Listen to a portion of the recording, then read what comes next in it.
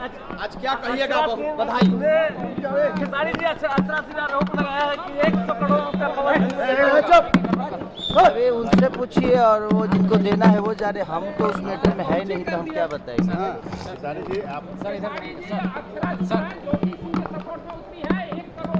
भाई मुझे मत बुलवाइए इस सब चीज़ों में, उन लोग का फैमिली मैटर है, वो लोग समझ लेंगे आपस में। यार सवाल लेकिन आज सुर म्यूजिक से आपका ट्रेलर लॉन्च हुआ है। अग्नि परीक्षा फिल्म का नाम है, एक बहुत ही पारिवारिक होता है प्यार, उसके लिए वो सिनेमा बनी है। तो बस प्रयास है कि बेहतर सिनेमा बना है। लेकिन ट्रेंडिंग चल रहा है अभी। हाँ ट्रेंडिंग में है वो, 8 नंबर या 7 नंबर ट्रेंडिंग पे है। तो बहुत दिन बाद सिनेमा ट्रेंडिंग में आया। लेकिन मनोज तिवारी बोल बजा, वो भी वैभव सूर्यवंशी ने बजवाया। अरे तो वैभव सूर्यवंशी हम सबका गौरव है, और भोजपुरी उनका बजे मेरा बजे बात विषय नहीं, बच तो भोजपुरी ही रहा है ना।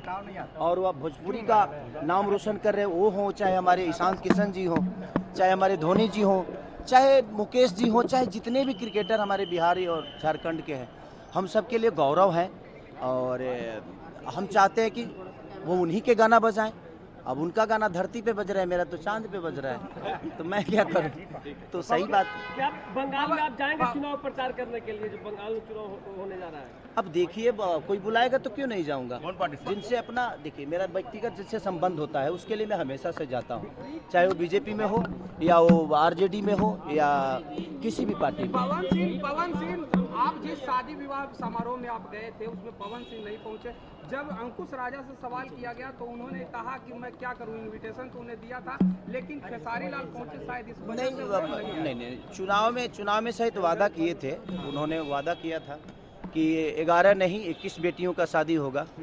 बट ठीक है, हो सकता है कोई परिस्थिति हुई होगी, नहीं आए तो ये उनका विषय है, क्यों नहीं आए।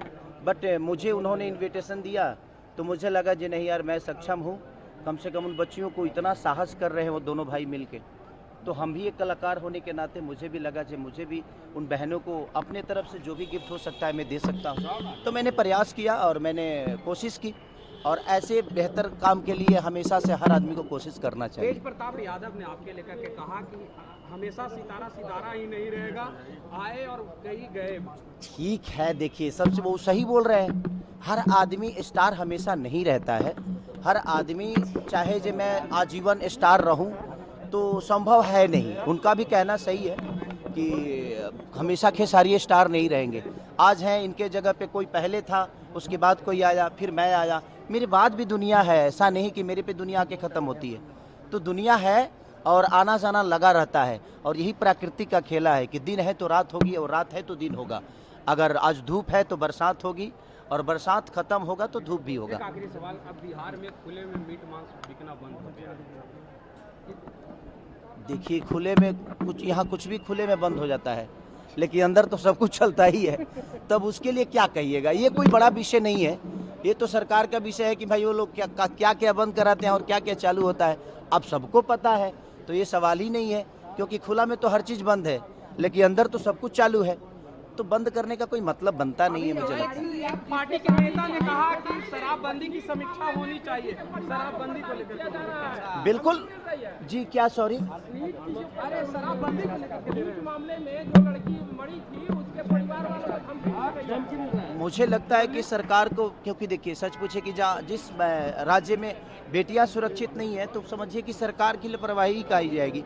तो इस पे जो सरकार है उसे विचार जरूर करना चाहिए कि, इसीलिए मैं कहता हूं कि हर घर में एक बेटी पैदा जरूर होनी चाहिए, ताकि बेटियों की दर्द हम समझ पाए। मैं बेटियों पे इसलिए बेहतर बोल पाता हूं क्योंकि मेरे पास बेटी है, और मैं उस बेटी को देखता हूं तो मुझे लगता है कि दुनिया की हर वो बेटी मेरी बेटी की तरह होगी। समीक्षा होनी चाहिए। क्या समीक्षा करिएगा सर, आज 10 साल से शराबबंदी और कई बार समीक्षा करिएगा। जो सरकार ने बंद किया है सरकार उसी की है, तो सरकार अपनी समीक्षा कराएगी। आपको लगता है कि सरकार अपनी समीक्षा कराएगी? क्योंकि बंद भी उन्होंने किया है और लापरवाही भी उन्हीं की है। Thank you sir.